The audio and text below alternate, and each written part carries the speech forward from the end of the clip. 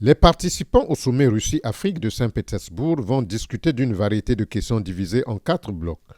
Le premier, intitulé Technologie et sécurité pour le développement souverain qui profite au peuple, vise à explorer les perspectives de coopération entre la Russie et l'Afrique, notamment dans les domaines de l'exploitation minière, de l'énergie, de la logistique et de la sécurité financière.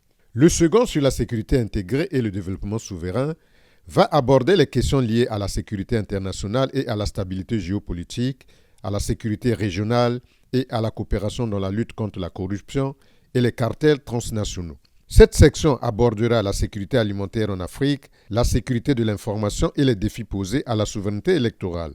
Sur le plan technologique, la troisième section du forum Coopération scientifique et technologique examinera les perspectives pour renforcer le partenariat dans les domaines des infrastructures, de l'innovation, ainsi que l'introduction des technologies de pointe russes, notamment les technologies numériques, industrielles, nucléaires et spatiales, en vue de promouvoir le développement durable en Afrique.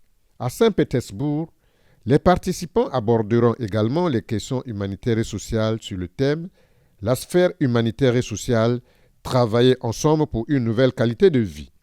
L'objectif affiché ici est de renforcer la coopération humanitaire entre la Russie et les pays africains, en l'occurrence dans les domaines de l'enseignement supérieur et des technologies éducatives, de la culture et du sport. Cette thématique va aussi concerner le mouvement russophile en Afrique.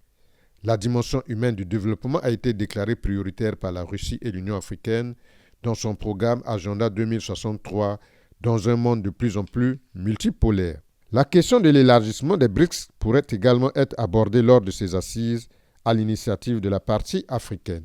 À l'issue de l'événement, un plan d'action pour les domaines prioritaires de coopération sur la période 2023-2026 devait être adopté. À ce sujet, plus de la moitié des pays africains, parmi lesquels la République du Congo, ont confirmé leur participation au plus haut niveau.